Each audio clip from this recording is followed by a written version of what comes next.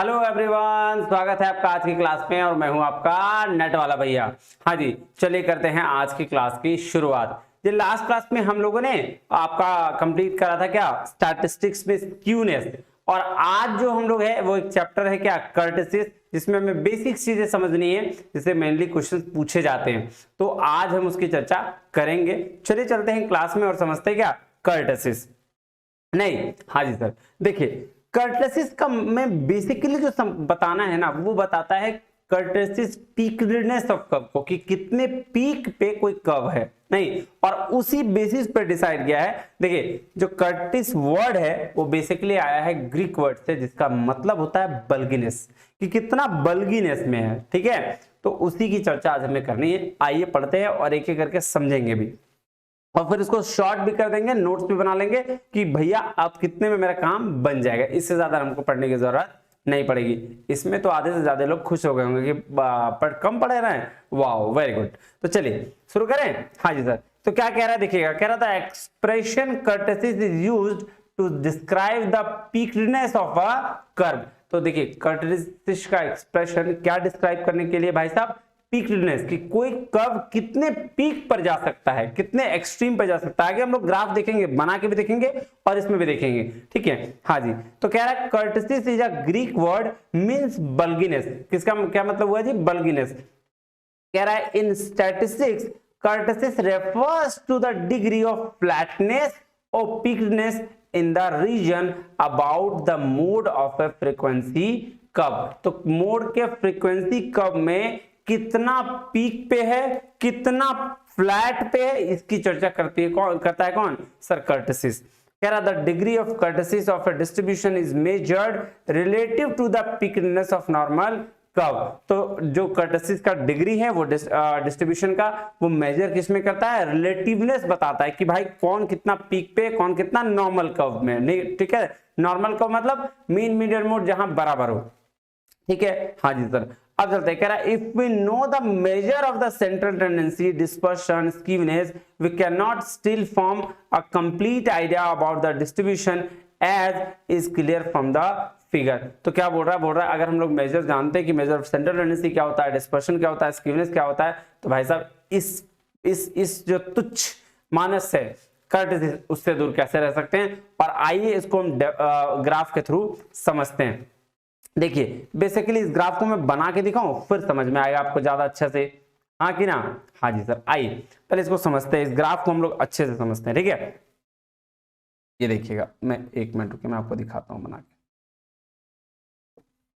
पहले तो लाइन खींच दीजिए। तो यार सीधा खींचा जा, एक मिनट। अब जितना भी खिंचाएगा आप मैनेज करिएगा। ठीक है, हाँ जी।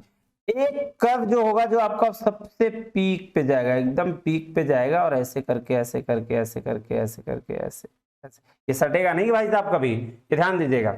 एक तो ये हो जाएगा, तो इसको पीकनेस ऑफ कर्व को यहां से ऐसे करके ऐसे लाइन खींच दीजिए, ये सीधा। एक तो ये कर्व बन गया सबसे पीकनेस, सबसे ऊपर वाला।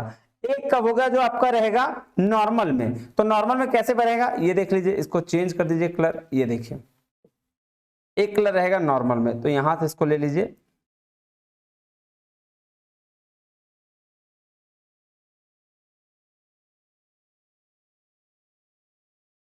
एक मिनट थोड़ा सा इसको और चेंज करते हैं। ये देखिएगा यहां से आया ये,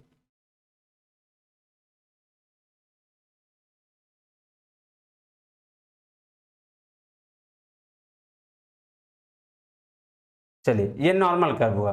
और एक और कर्व निकलेगा यहां से, इसको थोड़ा मैं मिला दूं तो ज्यादा अच्छा लगेगा। ये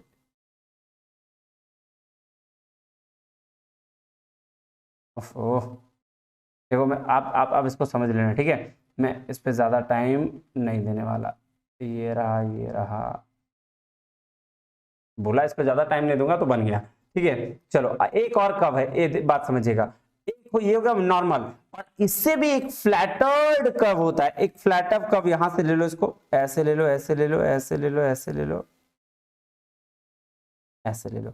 ठीक है, ये फ्लैटर कर्व होता है। तो जो एक बात ध्यान से समझिएगा, जो सबसे ऊपर वाला कर्व था, ये कर्व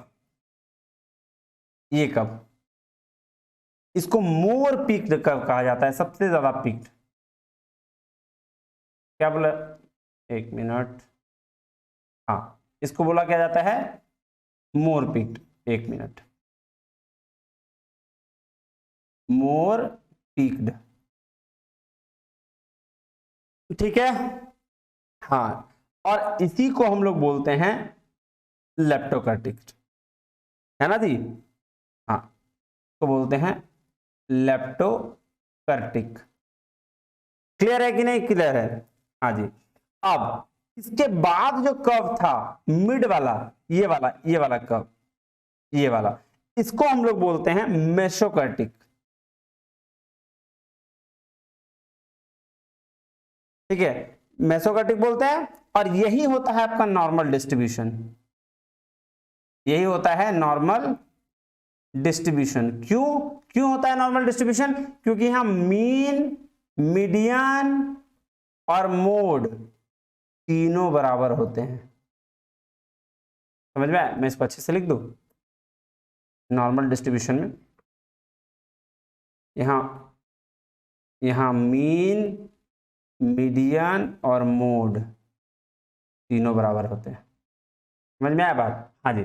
और जो लास्ट कर्व था आपका, ये कर्व, ये इसको देखिएगा, इसको हम लोग बोलते हैं प्लैटीकर्टिक, प्लैटीकर्टिक। ठीक है, और ये क्या होता है, ये फ्लैटर्ड होता है, फ्लैटनेस बताता है ये। समझ में आया बात? हाँ जी। तो इसी को, यही बात बताता है कर्टेसिस कि कौन कितना पीक पे है। क्लियर है बात? अब आ जाइए जी, चलते हैं कहां, बुक में, समझते हैं बुक से। ये देखिए, तो यही चीज यहां पे भी किया हुआ है। क्या किया हुआ है सर? सिंपली मैं चेंज कर लेता हूं थोड़ा व्हाइट। अब ये ध्यान दीजिएगा, ये जो कर्व है, ये जो ये इस कर्व को समझिए, ये यहां से यहां गया है,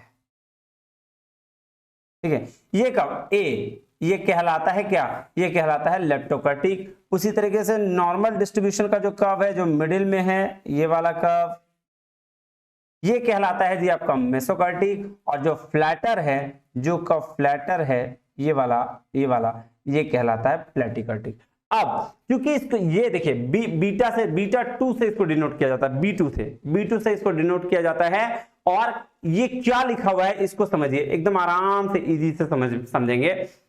बोल रहा है जब इसका मेजर 3 से होता है, 3 टर्म से, क्या बोल रहा है, अगर B2 इक्वल टू 3, अगर B2 इक्वल टू 3 होगा तो इसको हम लोग क्या कहेंगे, इसको बोलेंगे नॉर्मल डिस्ट्रीब्यूशन है, क्योंकि बराबर बराबर है तो बोलेंगे मेसोकर्टिक है। अगर बीटा 3 से ज्यादा है इसको बोलेंगे लेप्टोकर्टिक है। और बीटा 2 जो 3 से कम है इसको हम लोग बोलेंगे क्या, प्लैटीकर्टिक है। समझ में आई बात? तो 3 बल्गिनेस को बताता है कि भाई सबसे 3 से भी ज्यादा अगर हो गया तो फिर क्या, उसको लेप्टोकर्टिक, 3 से कम तो प्लैटीकर्टिक, और 3 के बराबर तो मेसोकर्टिक। क्वेश्चन ऐसे ही पूछा जाता है, याद रखिएगा। यही दे देगा, बोलेगा ऐसे पूछेगा, बोलेगा एक मिनट मैं आपको बताता हूं कैसे पूछेगा क्वेश्चन। बोलेगा B2 ऐसे 3 से ज्यादा है तो इसको क्या बोलते हैं, लेप्टोक, मेसो या प्लैटी, ऐसे आंसर पूछता है। फिर पूछेगा कि सबसे जो मोर पीक्ड है वो क्या होता है, मोर पीक्ड को लेप्टोकर्टिक। फिर पूछेगा फ्लैटरनेस क्या होता है, उसको बोलते हैं क्या आप, प्लैटीकर्टिक। तो ये ध्यान में रखिएगा, ठीक है, क्लियर बात? हाँ जी।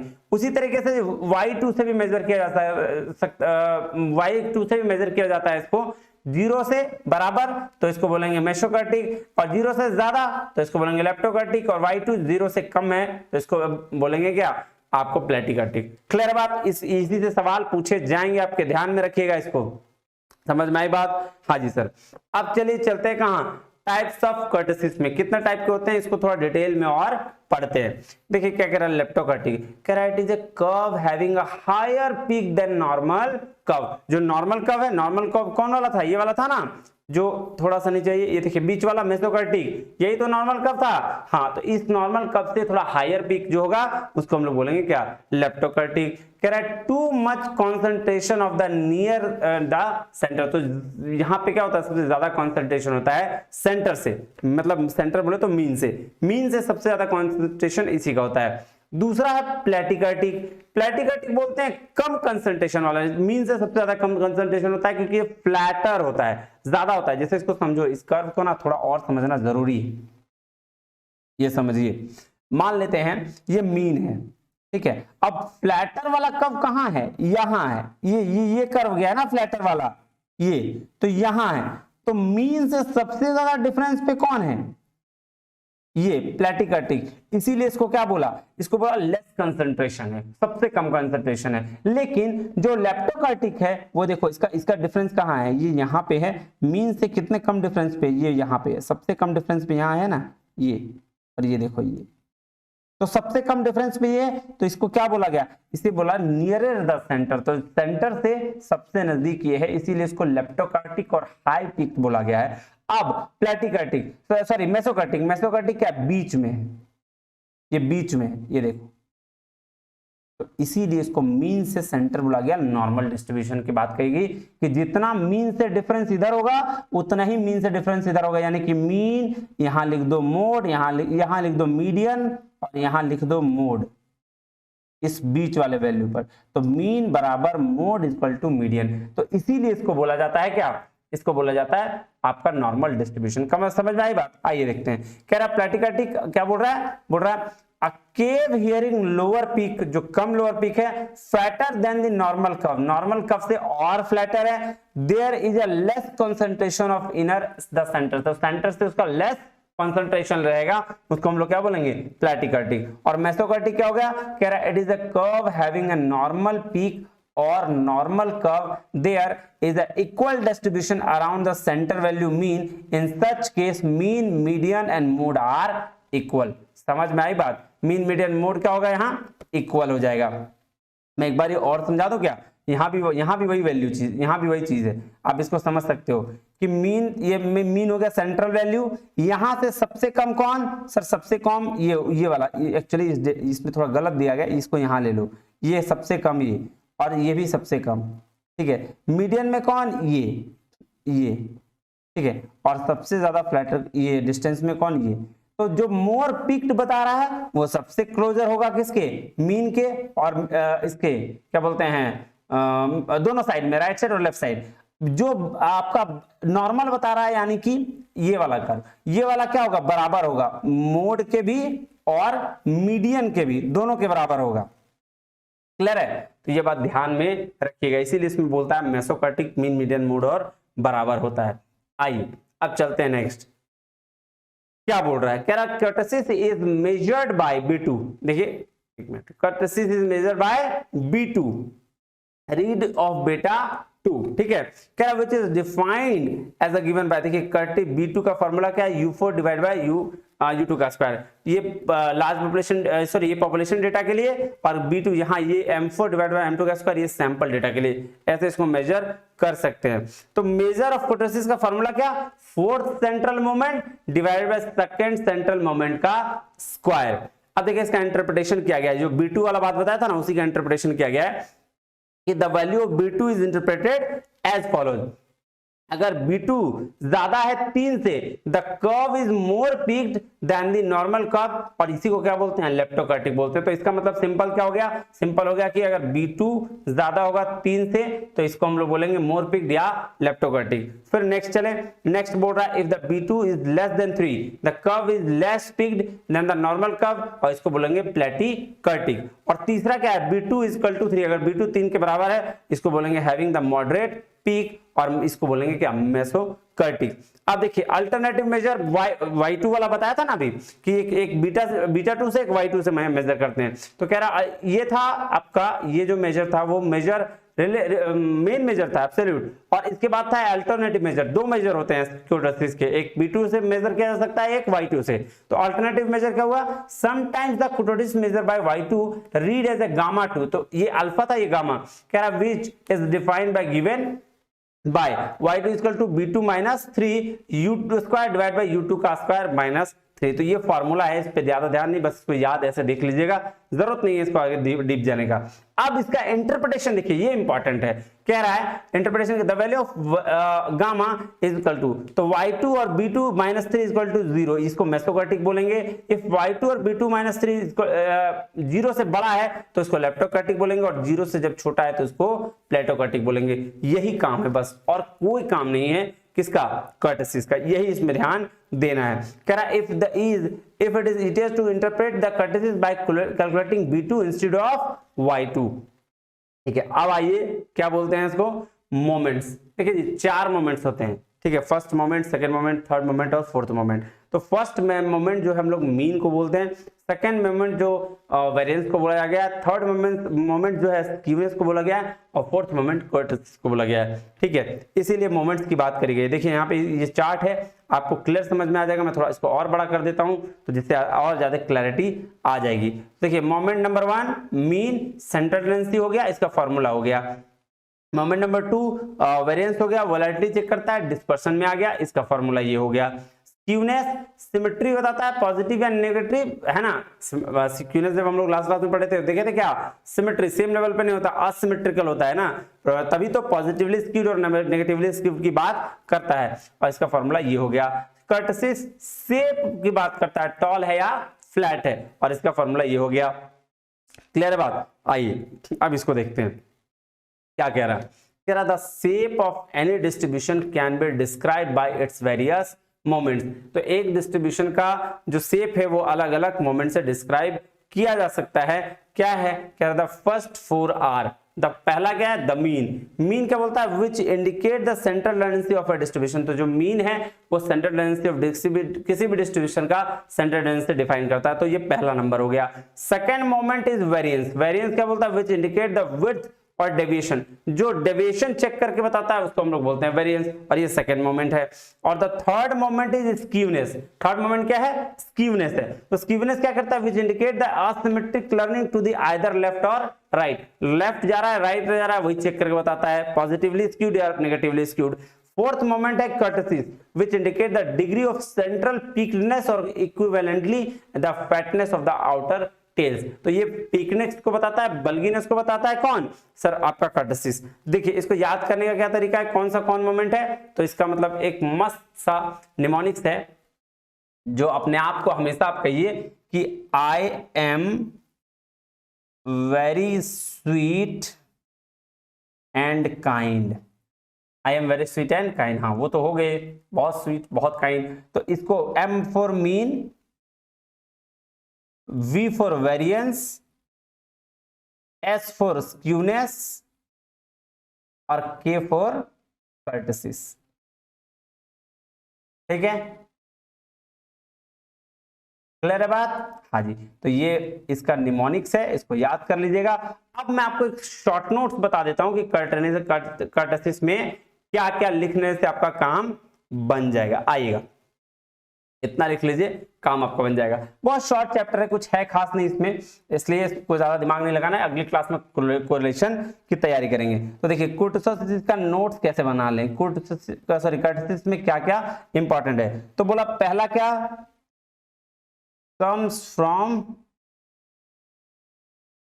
ग्रीक वर्ड, ठीक है, जिसका मतलब क्या होता है, बल्गीनेस, मीन्स, एक minute, comes from Greek word which means bulginess,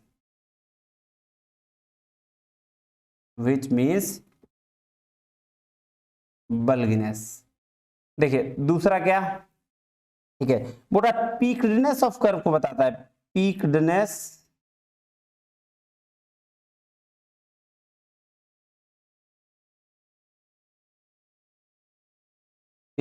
of curve को बताता है, या फ्लैटर्डनेस को बताता है। ठीक है, अब क्या, हाइट पे मेजर करता है, ये सबसे ज्यादा हाइट किसका है, तो यही है। ठीक है, हाँ जी। अब क्या ध्यान में रखना है, एक ग्राफ बना लीजिएगा, आराम से देखिएगा, एक ग्राफ ऐसे बनाइए, आराम से ग्राफ बनाइए जो एकदम सीधा लेके जाए।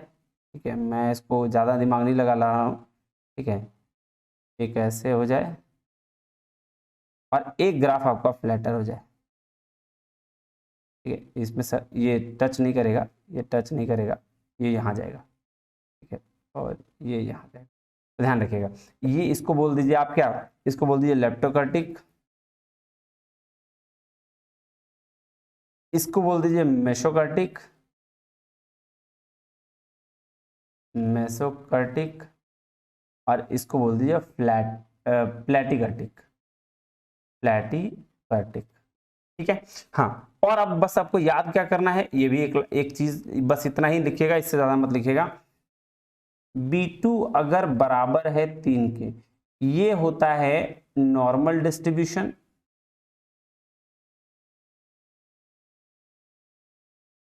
ठीक है, और इसको बोलते हैं मेसोकर्टिक। यही लिखना ही है, इससे ज्यादा नहीं लिखना है। B2 अगर ज्यादा है 3 से तो ये होता है पीक्डनेस, पीक्डनेस ऑफ कर्व, और इसको कहते हैं लेप्टोकर्टिक। और एक है B2 से, B2 कम है 3 से, इसको बोलते हैं क्या, फ्लैटरनेस, फ्लैटरनेस ऑफ कर्व, और इसको कहा जाता है प्लेटिकर्टिक, प्लेटिकर्टिक। क्लियर है? बस इससे ज्यादा कुछ नहीं पढ़ना है इसमें, यही पढ़ना है, इसी से आ जाएगा। और B2 जो रिप्रेजेंट करता है बल्गीनेस को रिप्रेजेंट करता है। ठीक है, कि कितना कोई बल्ग में है, कितना कोई हाइट पे है, वो बल्गनेस को रिप्रेजेंट करता है, रिप्रेजेंट। एक चीज और गामा वाला है, इसको देख लीजिएगा, Y1 वाला, ये देखिए, इसको मैं बता ही देता हूं। ये जो गामा वाला था ना, इसको भी आप लिख लीजिएगा, इससे भी क्वेश्चन आने के चांसेस हैं। चलिए, तो आज का लेक्चर बहुत कम पेपर 2 में। ठीक है, मिलते हैं अगले क्लास में कोरिलेशन के साथ, क्योंकि कोरिलेशन में ज्यादा टाइम लग जाएगा। तो आज के लिए इतना ही, मिलते हैं अगले वीडियो में, तब तक के लिए बहुत बहुत धन्यवाद। और यार एक बात सुन लो भाई साहब, अगर पसंद आए लेक्चर तो नीचे एक बटन दिया है, वो भी कर सकते हो, और कमेंट और लाइक आप जरूर करिए, हमको क्या अप्रिसिएशन मिलता है। ठीक है, तब तक के लिए बहुत बहुत धन्यवाद। Thank you very much. जय हिंद।